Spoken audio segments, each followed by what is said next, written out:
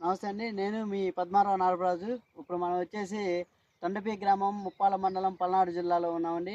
మన ముస్లిం సోదరుడు వచ్చేసి బెండల అస్గర్ గారి దగ్గరికి వచ్చున్నాము, మన కళ్ళం దగ్గరికి. ఇది వచ్చేసి ముప్పాతిక మందంలో ఎటర్నా క్రాప్ సైన్సెస్ వారి జవాన్ 63 తేజ రకం వేశారండి. ఇంకోసారి ఎటర్నా క్రాప్ సైన్సెస్ వారి జవాన్ 63 అండి. ఇప్పుడు మన ఈ యొక్క రకం గురించి మన బండల అస్గర్ గారు ఏమంటారో ఒకసారి ఆయన మాటల్లోనే ఉందాం. నమస్తే అండి అస్గర్ గారు. ఇది వచ్చేసి మా జవాన్ 63 అనేది మీకు ఎలా అనిపించింది? దీని గురించి మీరు మీ మాటలో చెప్పండి కొంచెం. బాగానే ఉందండి.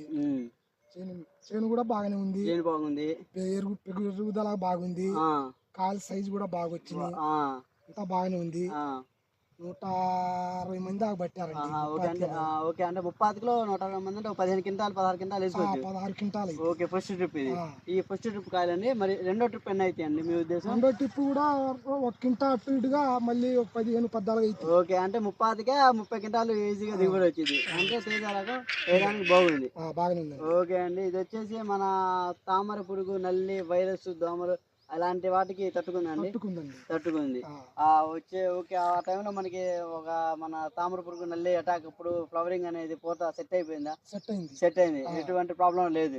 ఓకే, ఇంకా కాయ కలర్ గానీ బరువు గానీ మీకు ఎలా అనిపిస్తుంది? ఇప్పుడు కలర్ బరువు బాగానే ఉందా? ఓకే, ఆల్రెడీ మన అన్నయ్య కూడా బండల సిలార్ గారు వేశారు, అది కూడా ఆయన కూడా ఫుల్ సాటిస్ఫాక్షన్ అయ్యారు. సో మీకు కూడా నచ్చింది వెరైటీ. మన రైతులకి చెప్పదలుచుకుంటే జవాన్ ఏ దగ్గర ఇత్తనమనే చెప్తున్నారు మన బండ్ల అస్గర్ గారు. థ్యాంక్ యూ అండి. మన వెరైటీ అయితే బాగుంది.